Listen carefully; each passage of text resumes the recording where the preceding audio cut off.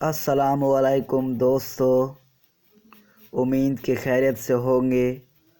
आज हम chapter number 2 का रिव्यू क्वेश्चंस के एमसीक्यूज़ को डिस्कस करने के लिए जा रहे हैं।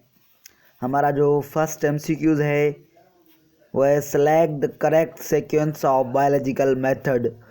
बायोलॉजिकल मेथड का करेक्ट सीक्वेंस क्या है? फर्स्ट ऑफ ऑल ये कह रहा है कि हम ला देते हैं, फिर थ्योरी देते हैं, फिर रीजनिंग और फिर हाइपोथेसिस।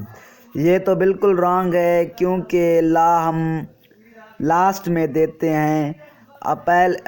ये हमारा पहला ऑप्शन है वो इनकरेक्ट है। नंबर सेकंड पे है बी ऑप्शन, हाइपोथेसिस देते हैं, ये करेक्ट है। हाइपोथेसिस तो हम सबसे पहले देते हैं ऑब्जर्वेशन के बाद। हाइपोथेसिस के बाद हम ये कह रहा है कि थ्योरी देते हैं, फिर ला देते हैं, फिर रीजनिंग देते हैं। ये इनकरेक्ट है, क्यों कि हम हाइपोथेसिस के बाद रीजनिंग देते हैं। रीजनिंग के दो टाइप, इंडक्टिव और डिडक्टिव, हमने डिस्कस किए थे जो हमारे प्रीवियस लेक्चर्स में मौजूद हैं। नंबर 3 पे ऑप्शन है, सी ऑप्शन है, वो है हाइपोथेसिस हम देते हैं, फिर रीजनिंग देते हैं, फिर थ्योरी देते हैं, फिर लॉ देते हैं। ये हमारा ऑप्शन करेक्ट होगा। और नंबर डी पे है, पहले हम लॉ देते हैं, फिर हाइपोथेसिस, फिर रीजनिंग और फिर थ्योरी देते हैं। ये रॉन्ग है, क्योंकि हम first of all hypothesis, it means observation देते हैं, बाद में हाइपोथेसिस देते हैं, लेकिन इसमें ऑब्जर्वेशन का कोई जिक्र नहीं है। तो इस सारे ऑप्शन में पहले हम हाइपोथेसिस देंगे, फिर रीजनिंग, फिर थ्योरी, फिर लॉ। इट मीन्स हमारा जो सी ऑप्शन है वो हमारा करेक्ट है। नंबर सेकंड पे हमारा एमसीक्यू है select the odd one. It means कि इस ऑप्शंस में जो है डिफरेंट कौन सा ऑप्शन है, थ्योरी, लॉ और हाइपोथेसिस और रेशो। हम देखेंगे थ्योरी, लॉ और हाइपोथेसिस ये सारे ही बायोलॉजिकल मेथड्स के कंपोनेंट्स हैं, पार्ट्स हैं। लेकिन जो रेशो है वो एज अ मैथमेटिकली मॉडल के हिसाब से है। हम रेशो मैथमेटिकल मॉडल में यूज़ करते हैं, तो हमारा जो डिफरेंट है वो है रेशो।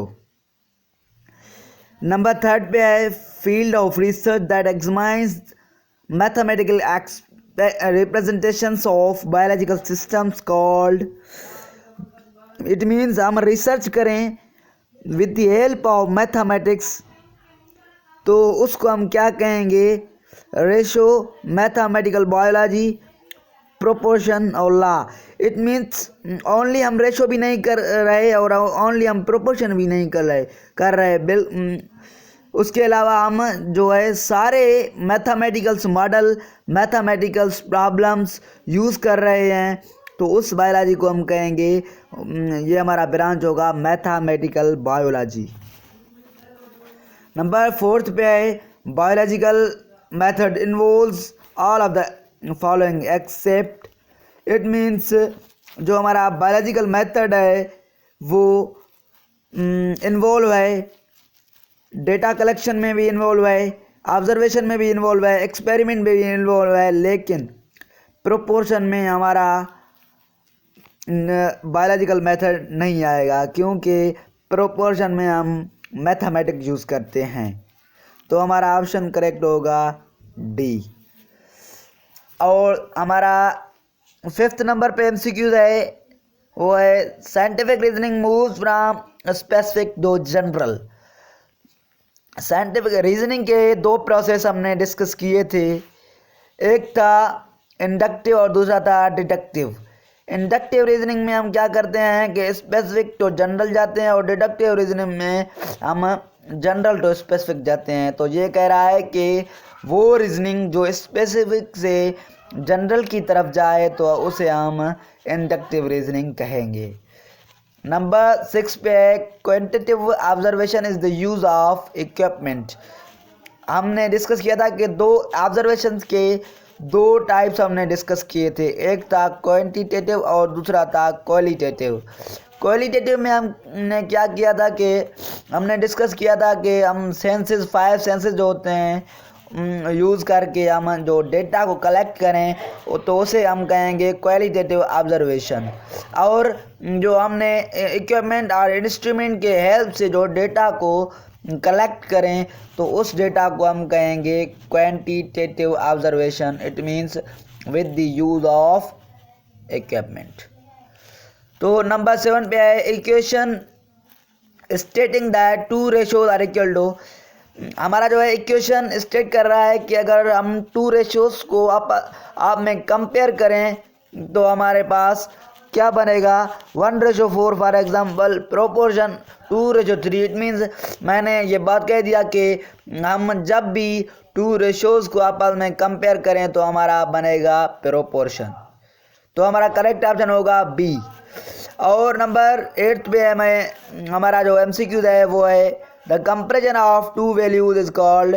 जब भी हम दो वैल्यूज़ को कंपेयर करें तो हमारा क्या बनेगा। फॉर एग्जांपल एक 1:4। इट मीन्स मैंने ये वर्ड यूज़ कर दिया कि रेशो। इट मीन्स दो वैल्यूज़ को हम कंपेयर करें तो उसको हम कहेंगे ये हमारा है रेशो। इसमें क्या है कि 9th MCQ में है व्हाट इज हाइपोथेसिस। हाइपोथेसिस का मतलब क्या है the same thing as an unproven theory. Unproven theory means जो थ्योरी प्रूव ना हो ऐसे हम स्टेटमेंट दें, एक गाज दें, एक साइंटिस्ट के थ्रू एक गाज हो तो उसे हम कहेंगे ये हमारा है हाइपोथेसिस। और नंबर 9th पे है इन डेटा ऑर्गेनिजम्स। तो इसमें हमारा ए ऑप्शन करेक्ट होगा। 10th में है in data organization which method is mostly useful. Data organization में हमने ग्राफ की मदद से भी डेटा को ऑर्गेनाइज और एनालाइज किया था और टेबल की मदद से भी। ग्राफ और टेबल इट मीन्स हमारा टेबल है, ग्राफ है, रेशो है, बोथ ए एंड बी है। तो हमारा करेक्ट जो ऑप्शन होगा वो होगा बोथ ए एंड बी।